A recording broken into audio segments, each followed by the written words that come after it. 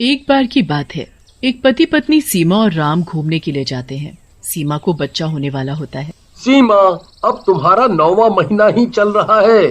तुम्हें मैंने कितना समझाया कि इस टाइम पे हमें ऐसे घूमने नहीं जाना चाहिए, पर तुम नहीं मानी। अरे आप चिंता मत करो, कुछ नहीं होगा। एयरपोर्ट पर एक फ्लाइट आकर रुकती है।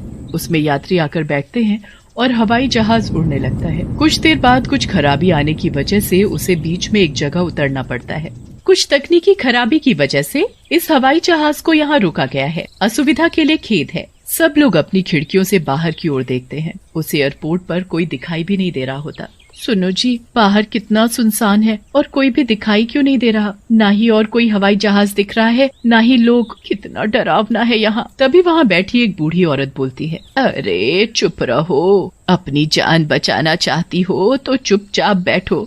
लेकिन क्यों माँ जी? सीमा माँ बनने वाली होती है। तभी उसे घबराहट सी होने लगती है।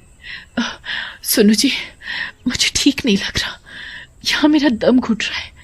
चलो न बाहर चलते हैं। हवाई जहाज का स्टाफ इसकी इजाजत नहीं देता, पर जब सीमा की हालत ज्यादा खराब दिखती है तो स्टाफ सीमा और उसके पति को बाहर जाने देते हैं। सीमा, यहाँ थोड़ी खुली हवा है, तुम आराम से यहाँ थोड़ा घूम लो। सीमा वहीं घूमने लगती है। उन्हें बाहर घूमता देखकर और लोग भी बाहर जाने की जिद करते हैं। अजी चलो ना, हम भी बाहर घूम ले थोड़ा। नहीं नहीं बेटी, बाहर मत जाओ, ये एयरपोर्ट भूतिया है, यहाँ चुड़ैल का साया है। मैंने तो उन दोनों को भी मना किया था, पर वो नहीं माने।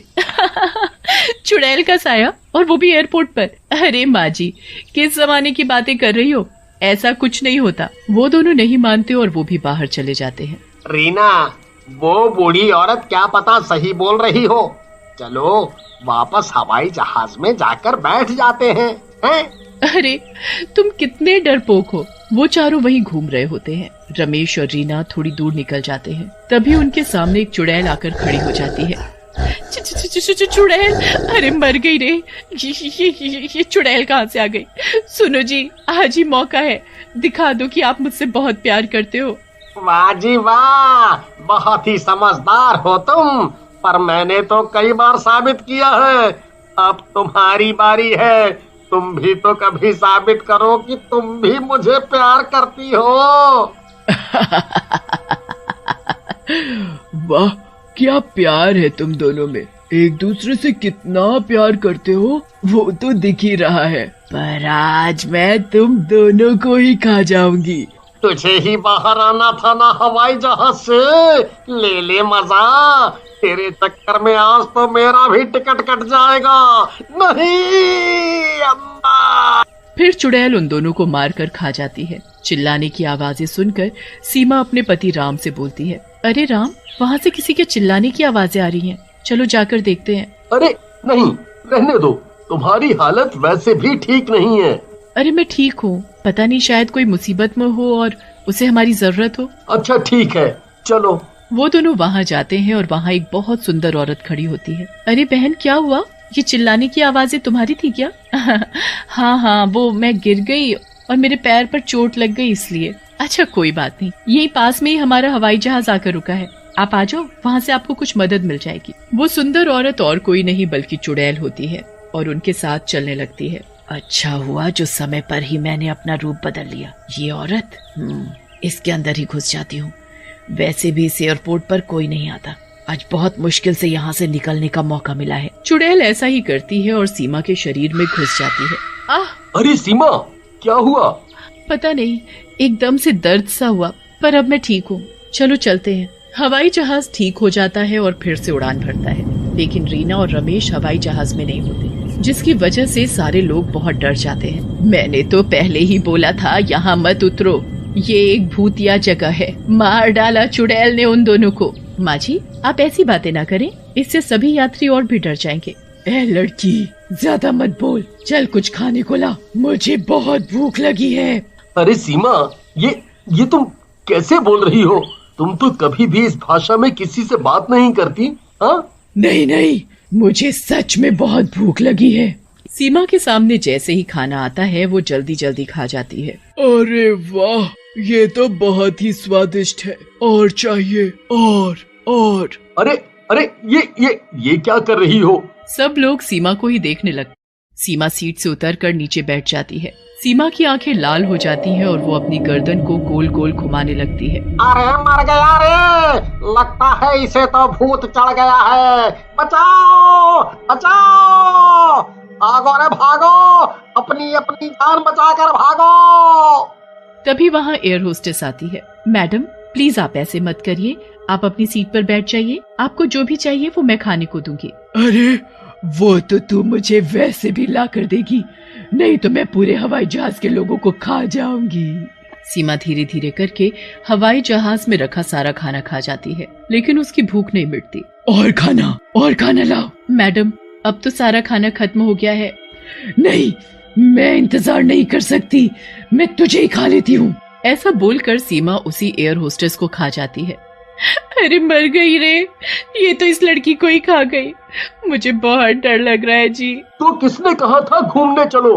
तुझे ही घूमने जाने की आग लगी पड़ी थी, अब मुझे भी मरवाएगी तू। ऐसा करते करते चुड़ैल सीमा पर हावी होने लगती है और विमान के यात्रियों को ही खाने लगती है। तभी उसके पेट में दर्द होने लगता है। मेरे पेट में ये अचानक दर्द क्यों होने लगा? सीमा, ये तुम्हें क्या हो रहा है सीमा? लगता है इसका बच्चा अब होने ही वाला है। क्या बोल रही हो माँ जी? कौन लड़की?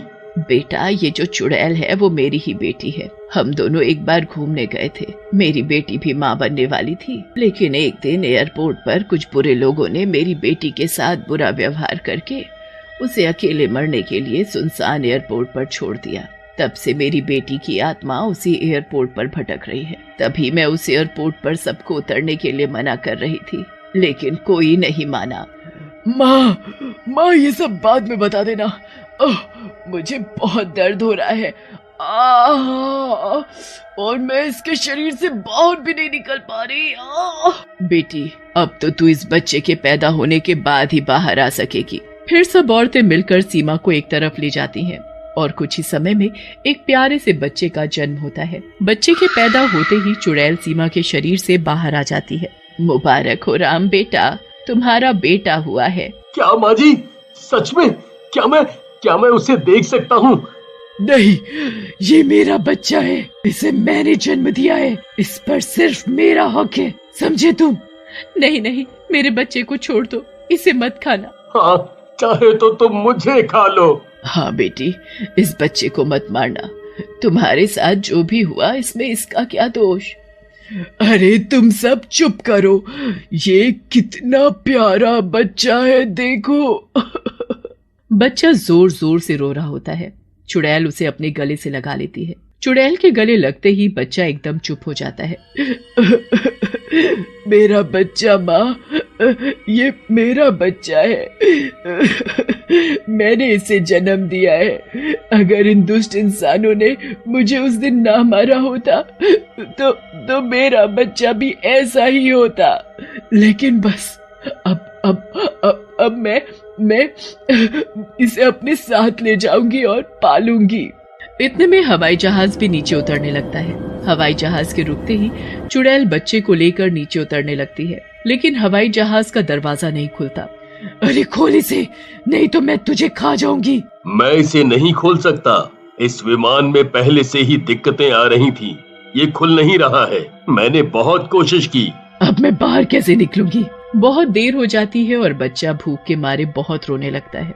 बेटी तू एक चुड़ैल है और ये इंसान का बच्चा, तू चाह कर भी इसे दूध नहीं पिला सकती, उसके लिए तुझे इसको इसकी माँ को ही देना होगा। चल लड़की, मेरे बच्चे के लिए दूध ला। चुड़ैल जी, विमान में अब कुछ नहीं बचा, सब तो आप खा पी गई। देखा बेटी, अब तू क्या करेगी, इसे इसकी माँ को दे दे, वही इसे दूध पिला सकती है। चुड़ैल से बच्चे का रोना नहीं देखा जाता और वो उसे सीमा को दे देती है। बच्चा दूध पी लेता है और चुप हो जाता है। देखा बेटी, यही फर्क है तुझ में और एक इंसान में। तू शांत हो जा और इस बच्चे को उसकी माँ के पास ही रहने दे। हाँ माँ, सही कहा आपने, मैंने अपने बच्चे को तो नहीं देखा, पर वो भी ऐसा ही होता। सीमा, तुम इसे बहुत प्यार से रखना। तुम फिक्र न करो चुड़ैल बहन, मैं इसका पूरा ख्याल रखूंगी। आखिर तुमने भी तो मेरे साथ दर्द सहा है जन्म के समय, तो ये तुम्हारा भी बेटा है। चुड़ैल बच्चे को गले से लगाती है और अपनी माँ से मिलकर हमेशा के लिए मुक्त होकर वहां से चली जाती है।